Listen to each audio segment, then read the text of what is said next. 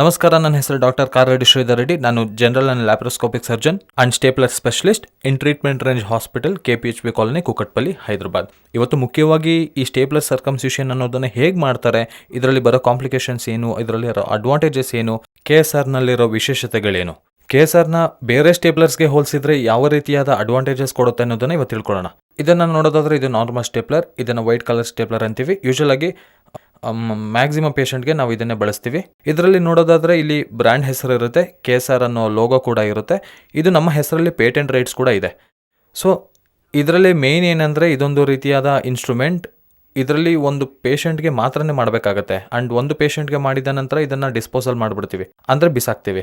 ಮತ್ತೆ ಇನ್ನೊಂದು ಪೇಷಂಟ್ಗೆ ಬಳಸೋಕ್ಕಾಗಲ್ಲ. ಯಾಕಂದರೆ ಒಂದು ಪೇಷಂಟ್ಗೆ ಬಳಸಿದ ನಂತರ ಇದರಲ್ಲಿರೋ ಪಿನ್ಸ್ ಅನ್ನೋದು ಫೈರ್ ಆಗುತ್ತೆ. ಆ್ಯಂಡ್ ಬ್ಲೇಡ್ಸ್ ಏನಿರುತ್ತಲ್ಲ ಅದು ಶಾರ್ಪ್ ಇರುತ್ತೆ. ಹಾಗಾಗಿ ಒಂದು ಸಲ ಕಟ್ ಆದಮೇಲೆ ಇದು ಮಂಡ ಆಗೋಗೋ ಚಾನ್ಸಸ್ ಇರುತ್ತೆ. ಸೊ ಇದನ್ನು ನಾವು ಬಳಸೋಕ್ಕಾಗಲ್ಲ. ಇದು ಬ್ಲೇಡ್. ಈ ಬ್ಲೇಡ್ನಿಂದಲೇ ಈ ಕಟ್ಟಾಗಿರೋದ್ರಿಂದ ಈ ವೈಟ್ ಕಲರ್ ಏನು ಕಾಣಿಸ್ತಿದೆಯಲ್ಲ, ಇದರಲ್ಲಿರೋ ಸಿಲಿಕಾನ್ ರಿಂಗು ಪಿನ್ಸ್ಗೂ ಜೊತೆ ಫೈರ್ ಆಗೋಗೋದಕ್ಕೆ ಸ್ಟಾರ್ಟ್ ಆಗುತ್ತೆ. ಸೊ ಇದನ್ನು ಬೆಲ್ ಅಂತೀವಿ, ಇಂಟ್ರೊಡ್ಯೂಸರ್ ಅಂತೀವಿ.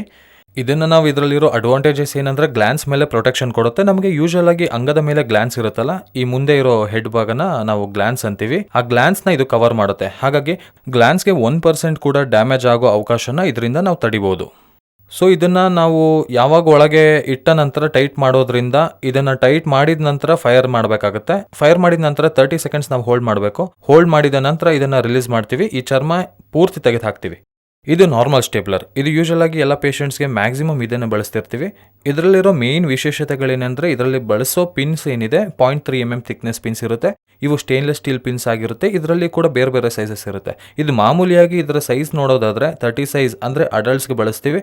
ಚಿಕ್ಕ ಮಕ್ಕಳಿಗೆ ಬೇರೆ ರೀತಿಯದ್ದು ಬಳಸ್ತೀವಿ. ಸ್ವಲ್ಪ ಏಜ್ಡ್ ಆಗಿರೋರಿಗೆ ಬೇರೆ ಬಳಸ್ತೀವಿ. ಟೀನೇಜರ್ಸ್ಗೆ ಬೇರೆ ಬಳಸ್ತೀವಿ. ಹಾಗೆ ಡಿಫ್ರೆಂಟ್ ಸೈಜ್ ಆಫ್ ಪೆನಿಸ್ಗೆ ತಕ್ಕಂತೆ, ಅಂದರೆ ಪೆನಿಸ್ ಇರೋ ಸೈಜ್ಗೆ ತಕ್ಕಂತೆ ನಾವು ಅದರ ಅಳತೆ ನೋಡ್ಕೋತೀವಿ. ಅಂದರೆ ಇದಕ್ಕೊಂದು ಮೆಷರಿಂಗ್ ಸ್ಕೇಲ್ ಇರುತ್ತೆ.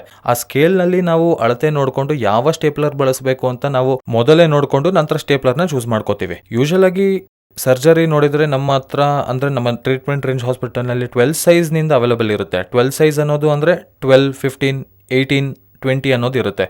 ಇವು ಅಪ್ ಟು 10 ಇಯರ್ಸ್ ಏಜ್ ಗ್ರೂಪ್ನವರಿಗೆ ಬಳಸ್ತಿರ್ತೀವಿ. 26, 30, 32, 34 ಅನ್ನೋದು ಅಡಲ್ಟ್ ಏಜ್ನವರಿಗೆ ಬಳಕೆ ಮಾಡ್ತೀವಿ. ಸೊ ಇದನ್ನು ನಾರ್ಮಲ್ ವೈಟ್ ಸ್ಟೇಪ್ಲರ್ ಅಂತೀವಿ. ನಮ್ಮ ಹತ್ರ ಟ್ರೀಟ್ಮೆಂಟ್ ರೇಂಜ್ ಹಾಸ್ಪಿಟಲ್ನಲ್ಲಿ ಮಾತ್ರವೇ, ಅಂದರೆ ಥ್ರೂಔಟ್ ಇಂಡಿಯಾನಲ್ಲೇ ಟ್ರೀಟ್ಮೆಂಟ್ ರೇಂಜ್ ಹಾಸ್ಪಿಟಲ್ನಲ್ಲಿ ಮಾತ್ರ ಅವೈಲೇಬಲ್ ಇರೋ ಸ್ಟೇಪ್ಲರ್ ಹೆಸರು ಇದು. ಇನ್ನೊಂದು ಸ್ಟೇಪ್ಲರ್, ಇದನ್ನೇ ಗೋಲ್ಡ್ ಸ್ಟೇಪ್ಲರ್ ಅಂತೀವಿ. KSR ಗೋಲ್ಡ್ ಸ್ಟೇಪ್ಲರ್ ಅಂತೀವಿ. ಇಲ್ಲಿ ನೀವು ಗಮನಿಸಿದ್ರೆ ಇಲ್ಲಿ ಬ್ರ್ಯಾಂಡ್ ಇರುತ್ತೆ KSR ಅನ್ನೋದು. ಇದು ನೋಡೋದಕ್ಕೂ ಕೂಡ ಗೋಲ್ಡ್ ಕಲರ್ನಲ್ಲಿರುತ್ತೆ. ಇದನ್ನು ಗಮನಿಸಿದ್ರೆ ಇಲ್ಲಿ ಯಾವುದೇ ಗ್ಯಾಪ್ ಇರಲ್ಲ, ಪೂರ್ತಿ ಕಂಪ್ಲೀಟ್ ಆಗಿ ಕವರ್ ಆಗಿರುತ್ತೆ. ಹೀಗೆ ಇದರಲ್ಲಿ ನೋಡಿದರೆ ಒಂದು ವಿಂಡೋ ಇರುತ್ತೆ, ಒಂದು ಚಿಕ್ಕ ವಿಂಡೋ ಇರುತ್ತೆ. ಇದರಲ್ಲಿ ನಮಗೆ ಸ್ಕಿನ್ ಕಾಣಿಸ್ತಿರುತ್ತೆ. ಎಲ್ಲಿವರೆಗೂ ಕಟ್ ಮಾಡ್ತಿದ್ದೀವಿ, ಎಷ್ಟು ಕಟ್ ಮಾಡಬೇಕು. ಅಷ್ಟೇ ಅಲ್ಲದೆ ಕೆಲವರಿಗೆ ಸ್ಕಿನ್ ಪಾರ್ಟ್ ಹೆಚ್ಚಿರುತ್ತೆ. ಸ್ಕಿನ್ ಪಾರ್ಟ್ ಹೆಚ್ಚಾಗಿದ್ದು ಬೆಲೆನಿಟಿಸ್, ಅಂದರೆ ಡಯಾಬಿಟಿಸ್ ಬಂದಿರೋರಿಗೆ ಸ್ಕಿನ್ ಮಂದ ಆಗಿರೋದ್ರಿಂದ ಒಂದೊಂದ್ಸಲ ಅದು ಬಳಸೋಕ್ಕಾಗಲ್ಲ, ಇದರಲ್ಲಿ ಕವರ್ ಆಗೋಗುತ್ತೆ. ಹಾಗಾಗಿ ಉಪಯೋಗಕ್ಕೆ ಬರಲ್ಲ ಅಂತ ಪೇಷಂಟ್ಸ್ಗೆ ಇದು ಉಪಯೋಗಕ್ಕೆ ಬರುತ್ತೆ. ಅಷ್ಟೇ ಅಲ್ಲದೆ ಇದರ ಜೊತೆ ಈ ವೈಟ್ ಕಲರ್ ಸ್ಟೇಪ್ಲರ್ಗೆ ಹೋಲಿಸಿದ್ರೆ ಇದನ್ನು ಪ್ರೀಮಿಯಂ ಸ್ಟೇಪ್ಲರ್ ಅಂತೀವಿ. ಇದನ್ನು ಪ್ರೀಮಿಯಂ ಅಂತ ಯಾಕೆ ಕರಿತೀವಿ ಅಂದರೆ ಇದರಲ್ಲಿರೋ, ಅಂದರೆ ಬಳಸಿರೋ ಸಿಲಿಕಾನ್ ರಿಂಗ್ ಏನಿದೆ, ಈ ವೈಟಲ್ಲಿ ಬಳಸಿರೋ ಸಿಲಿಕಾನ್ ರಿಂಗ್ ಸ್ವಲ್ಪ ಹಾರ್ಡ್ ಇರುತ್ತೆ. ಬಟ್ ಇದರಲ್ಲಿ ಬಳಸಿರೋ ಸಿಲಿಕಾನ್ ರಿಂಗ್ ತುಂಬ ಮೆತ್ತಗಿರುತ್ತೆ. ಎಷ್ಟು ಮೆತ್ತಗಿರುತ್ತೆ ಅಂದರೆ ಸೇಮ್ ಸ್ಕಿನ್ ರೀತಿ ರಬ್ಬರಿಯಾಗಿರುತ್ತೆ. ಸೊ ಅದರಿಂದ ವೈಟ್ ಕಲರ್ಗೆ ಕಂಪ್ಯಾರಿಸನ್ ಮಾಡೋದಾದರೆ ಗೋಲ್ಡ್ ಸ್ಟೇಪ್ಲರ್ನಲ್ಲಿ ಪೇಯ್ನ್ 95% ಕಡಿಮೆ ಇರುತ್ತೆ. ಅಷ್ಟೇ ಅಲ್ಲದೆ ಇದರಲ್ಲಿ ಇವನ್ ಎಡಿಮಾ, ಅಂದರೆ ಊತ ಕೂಡ ಬರಲ್ಲ. ಮಾಮೂಲಿಯಾಗಿ ಪೋಸ್ಟ್ ಸರ್ಜರಿ ನಂತರ ಕೂಡ ಸ್ವಲ್ಪ ಊತ ಬರೋ ಅವಕಾಶಗಳಿರುತ್ತೆ. ಬಟ್ ಗೋಲ್ಡ್ ಸ್ಟೇಪ್ಲರ್ನಲ್ಲಿ ಈ ಊತ ಕೂಡ ಬರಲ್ಲ. ಅದೇ ಮೇನ್ ಅಡ್ವಾಂಟೇಜ್. ಇದರಲ್ಲಿ ಬಳಸಿರೋ ಪಿನ್ಸ್ ಕೂಡ ಸ್ಟೇನ್ಲೆಸ್ ಸ್ಟೀಲ್ ಪಿನ್ಸ್ ಆಗಿರುತ್ತೆ. ಅಂದಾಜು ಇದರಲ್ಲಿ ಹೇಳೋದಾದರೆ 15 to 23 ಪಿನ್ಸ್ ಇರುತ್ತೆ ಒಂದೊಂದು ಸ್ಟೇಪ್ಲರ್ನಲ್ಲಿ. ಇದು ಕೂಡ ಸೇಮ್, ಇದು ಕೂಡ 30 ಸೈಜ್. ಇದು ಕೂಡ ಅಡಲ್ಟ್ಸ್ಗೆ ಬಳಸ್ತೀವಿ. ಇದರಲ್ಲಿ ಮಾತ್ರ 3 ಸೈಜ್ ಮಾತ್ರ ಅವೈಲೇಬಲ್ ಇರುತ್ತೆ. 22, 30, 34 ಇಷ್ಟು ಮಾತ್ರ ಅವೈಲೇಬಲ್ ಇರುತ್ತೆ. ಮತ್ತೆ ಚಿಕ್ಕ ಮಕ್ಕಳಿಗೆ ಮಾಡೋದಾದರೆ ಕೂಡ ಸೈಜಸ್ ಅವೈಲೇಬಲ್ ಇರುತ್ತೆ. ಇದರಲ್ಲಿ ಡಿಫ್ರೆಂಟ್ ಇರುತ್ತೆ. ಇದರಲ್ಲಿ ಹೇಗೆ 12, 15 ಇರುತ್ತೋ ಹಾಗೆ ಇದರಲ್ಲಿ 15 ಇಂದ ಸ್ಟಾರ್ಟ್ ಆಗುತ್ತೆ. ಸೊ ಇದರಲ್ಲಿ ವಿಂಡೋ ಇರೋದ್ರಿಂದ ಏನಂದರೆ ಎಷ್ಟು ಸ್ಕಿನ್ ಕಟ್ ಮಾಡ್ತಿದ್ದೀವಿ, ಎಷ್ಟು ದೊಡ್ಡ ಸ್ಕಿನ್ ಆಗಿದ್ರು ಸಹ, ಎಷ್ಟು ದೊಡ್ಡ ಪೆನಿಸ್ ಮೇಲಿರೋ ಸ್ಕಿನ್ ಆಗಿದ್ರು ಸಹ ಇದರಲ್ಲಿ ಕಟ್ ಮಾಡ್ಬೋದು. ಇದೇ ಇದರ ದೊಡ್ಡ ಅಡ್ವಾಂಟೇಜ್. ಇದನ್ನು ಪ್ರೀಮಿಯಂ ಸ್ಟೇಪ್ಲರ್ ಅಂತ ಯಾಕೆ ಕರಿತೀವಿ ಅನ್ನೋದಾದರೆ ಇದರಲ್ಲಿ ಮೇನ್ ಇರೋ ಸಿಲಿಕಾನ್ ರಿಂಗ್ ಏನಿದೆ, ಇದಕ್ಕೆ ನಮ್ಮ ಪೇಟೆಂಟ್ ರೈಟ್ಸ್ ಕೂಡ ಇದೆ.